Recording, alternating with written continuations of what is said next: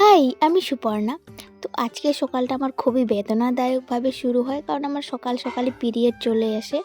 তো এই কষ্টটা, এই ব্যথাটা শুধুমাত্র একটা মেয়েই বুঝতে পারবে। তো যাই হোক, এই ব্যথা নিয়ে আমি আবার বাবার সঙ্গে মাঠে গেছিলাম কাজে। যেহেতু ভাই নেই, তাই ভাইয়ের জায়গাটা আমাদেরকেই পূরণ করতে হয়। বাবা সরষা ক্ষেতে জল দেওয়া চালু করে দিয়েছে, তারপরে আমিও গেছিলাম। তো সেখান থেকে কাজ করে ফিরে এসে মা বাড়িতে সরষা শুকাতে দিয়েছে, কারণ এগুলো থেকে তেল পিষে আনবো, তারপরে খাবো। তো তারপরে বাড়িতে একটু ম্যাগি বানিয়েছিলাম, এই ম্যাগির লং ভিডিও একটা পোস্ট করা আছে। তো তারপরে ম্যাগিটা খেতে কিন্তু সত্যি দারুণ টেস্টি হয়েছিল।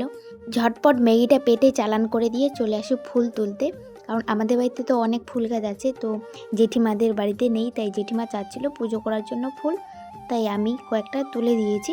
সাথে গোলাপ ফুলও তুলে দিয়েছি, কারণ সেগুলো তো পরে নষ্ট হয়ে যায় পাপড়িগুলো, তো বেকার ঠাকুরকেই দিবে। আর আমাদের বাড়িতে কিন্তু অনেক ফুল গাছ আছে। এই যে দেখো, গোলাপ ফুলগুলো কি সুন্দর ফুটেছে, ভীষণ ভালো লাগছে না?